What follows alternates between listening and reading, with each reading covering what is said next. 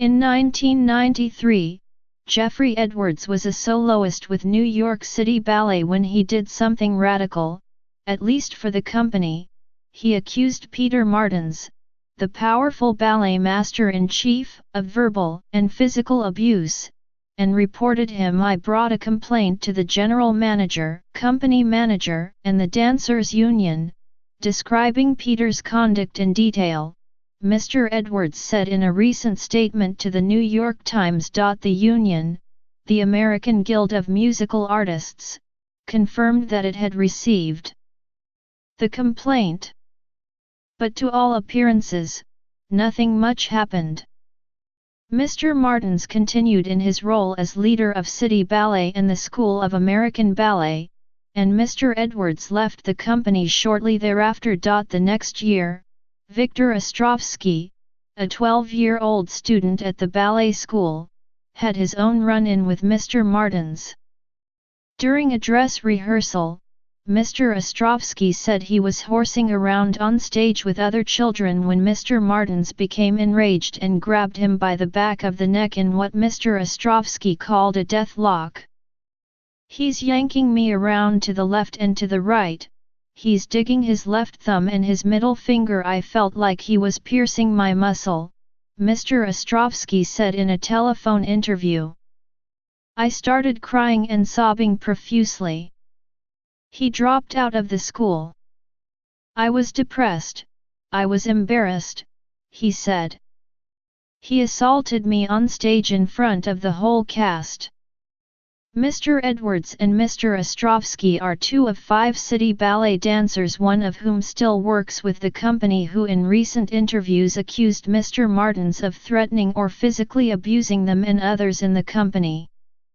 Their descriptions of his behavior, from raising his fist to physical altercations, could be another problem for Mr. Martins, who has taken a leave as the leader of City Ballet and the School of American Ballet while they investigate a sexual harassment claim against him. Mr. Martins has long been known to have intimate relationships with dancers, as well as a quick, volcanic temper. That he was able to act so freely, his critics say, points to dysfunctional power relationships between Mr. Martins and his employees, and between him and City Ballet's management, which at times seems to have looked the other way. After incidents with Mr. Edwards and another dancer, Kelly Bowell, who recently described her encounter to the Washington Post, some dancers suggested adding an abuse clause to their contract. Lindsay Fisher, a former City Ballet dancer who was head of the union committee at the time, said the clause, which had originally been proposed in response to a racist incident at the Houston Ballet, was ultimately voted down.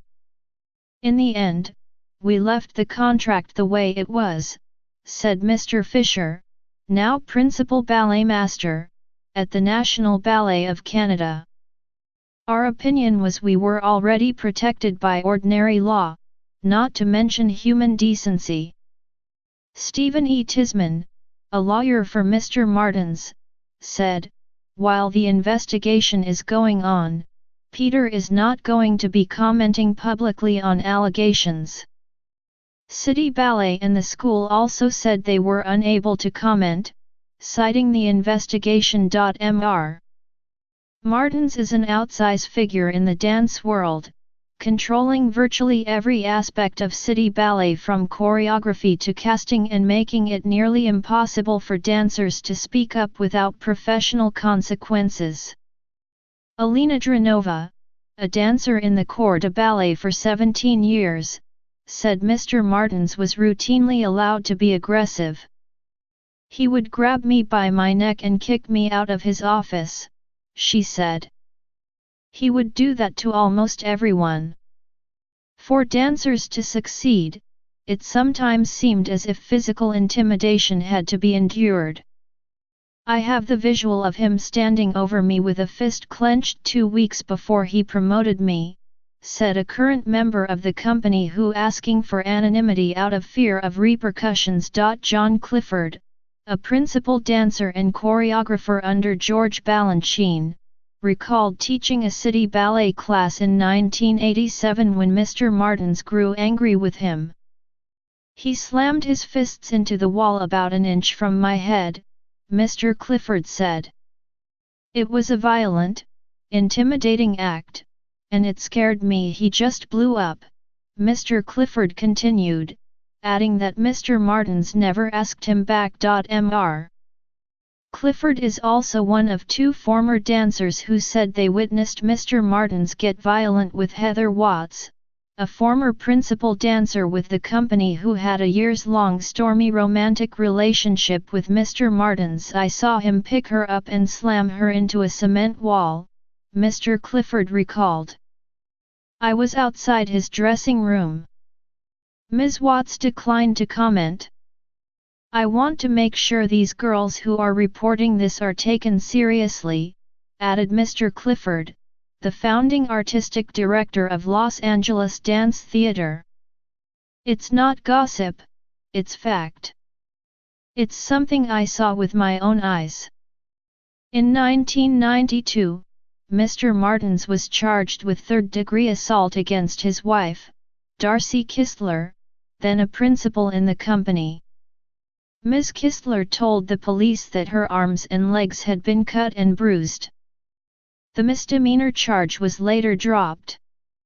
Several of the interviewed dancers expressed surprise that City Ballet had kept Mr. Martins on after that incident. Over the weekend, City Ballet appointed an interim team of City Ballet dancers to lead the company during Mr. Martins's absence, the duration of which has not been specified. The team was introduced to the company at a Saturday meeting of City Ballet's dancers, Catherine Brown, the executive director, and two trustees, Charles W. Scharf, the chairman, and Robert I. Lip, the vice chairman. At the meeting, Mr. Lip expressed hope that Mr. Martins could soon be back and continuing in his regular role. I know it's not business as usual, he added. We're going to do the right thing, whatever that turns out to be. Those speaking out now say they hope their stories will prevent future dancers from experiencing similar trauma. Artists need a basic degree of safety and trust in their colleagues to thrive creatively, Mr. Edwards, who now teaches at Juilliard, said in his statement. I hope we are entering a new era when management and boards of all organizations will not tolerate abusive or harassing behavior, and that dancers are encouraged to speak out when they feel threatened or harmed.